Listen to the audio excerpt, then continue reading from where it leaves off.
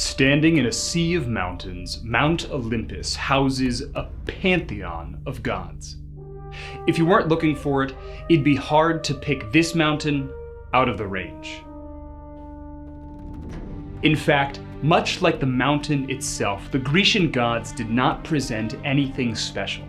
They were gods among gods, and in the ancient world, most of the gods lived on mountains or in temples. They dwelt securely atop the peaked crowns of impossible heights, unreachable by man, pulled out of, separated from, the messiness of humanity. The gods wanted nothing to do with the dirt creatures. But there was another mountain with another god, where all of this changed.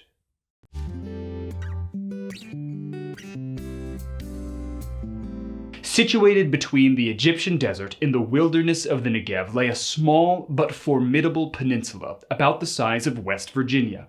Stuck between the Mediterranean and the Red Sea, the peninsula of Sinai is home to 23,000 square miles of steaming hot, arid desert. What this peninsula lacks in water, it makes up for in crags, valleys, jutting precipices, and large cliff walls. In the south, large, looming mountains.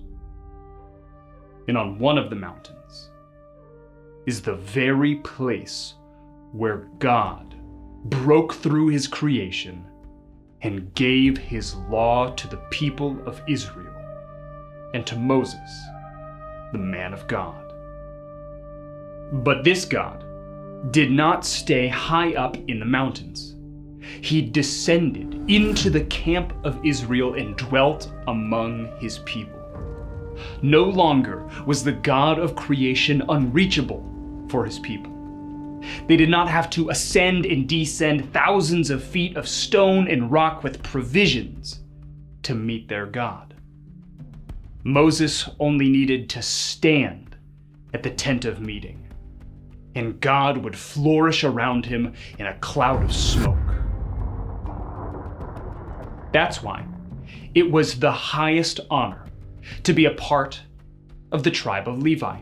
You see, the Levites' job was not only to care for the very home of God, but they were intimately associated with his dwelling place. He was the king, and he would have known them by name. But one of the most important jobs given to the Levites was the transporter. These Levites were responsible for transporting the tabernacle to follow where the Lord led.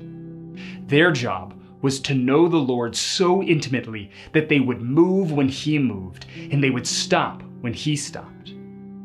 They were to be so pure that they would come into direct contact with his very presence to transport his throne. So, this special duty was rightly assigned to Kohath, whose name comes from the word meaning to obey or to follow leadership. Well, 2 generations pass. The name of Kohath has degraded much, and his grandson, Korah, the son of Itzhar, has taken issue with the man of God, Moses, the man whom God himself put in charge of Israel, and his brother Aaron, the leader of the Levites. Korah grew restless and unsatisfied with the task that he had been born into. No longer was it anything special that the God of creation would dwell with man. The mountains became common, and God was brought low with them in the mind of Korah. His questions grew from a jealous heart, and he began to doubt the leadership over him. Korah wanted to be a priest, not some lowly transporter. So, Korah gathered 250 leaders of Israel to usurp Moses and Aaron. But in reality, they were attempting to overthrow God himself. They came together against Moses and Aaron and told them, You have gone too far. Everyone in the entire community is holy. The Lord is among them. Why then do you exalt yourselves above the Lord's assembly?" Well, when Moses heard this, he fell face down. And he said to Korah and all his followers, "Tomorrow morning, the Lord will reveal who belongs to him and who is set apart. He will let the one he chooses come near to him. Korah, you and all your followers are to do this. Take fire pans, and tomorrow place fire in them and put incense on them before the Lord. And then the man that the Lord chooses will be the one who is set apart. It is you, Levites, who have gone too far." So, each man took his fire pan, placed fire in it, put incense on it, and stood at the entrance of the tent of meeting along with Moses and Aaron. After Korah assembled the whole community against them at the entrance of the tent of meeting, the glory of the Lord appeared to the whole community. And the Lord told Moses and Aaron to come near. You see, the Lord separated out the leaders he had already placed in charge of the camp. The Lord did not change his mind. Instead, he said, "Separate yourselves from this community so that I may consume them instantly." And just as he had finished speaking all these words, the ground beneath them split open, and the earth opened its mouth and swallowed them and their household, all of Korah's people and all of their possessions, and they went down alive into Sheol, all that belonged to them. And the earth closed over them, and they vanished from the assembly. The fire on the incense bowl leaps out from the pans and consumes the rebellious leaders, while a plague ravishes the camp, sending 14,000 more rebellious Israelites to the grave. But this tale of caution did not keep the people from doubting the leadership that God had placed over them. See, the hearts of the Israelites were growing hard toward the providence of God. They soon realized that having an intimate relationship with their king will require more trust than they ever assumed. Now, while this story may seem surprising, it is like many that come before it, all with a significance that is often overlooked. Korah obviously thought he would do a better job leading than Moses. What he hadn't connected was that by thinking he could lead better than Moses, he actually thought he could lead better than God. This gives us two very important truths about life. The first is, well, exactly what the story is saying.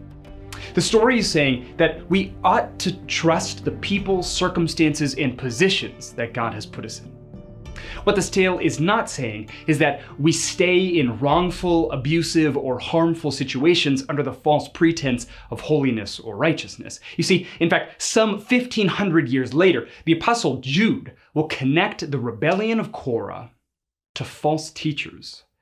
Jude warns that men who place their authority above the authority of God and his word will perish like Korah. Jude makes clear that pride, selfishness, jealousy, greed, these are all fruits of a disregard for the sovereignty that God has over his creation, and therefore a disregard for God himself. In contrast, the scriptures testify to a reality in which people that lead with humility, care, and gentleness have an accurate understanding of the scriptures, and it stems from a heart that is content with what God has for them, and therefore a heart that is enamored with God and his love for them. The second truth that the story of Korah reveals to us is that God will redeem even the most broken of people and family lineages.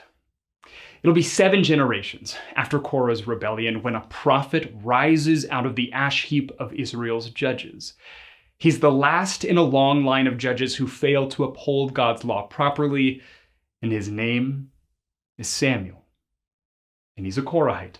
Decades after, Samuel, a warrior, will arise to lead the people of Israel into battle against the oppressive Canaanite armies.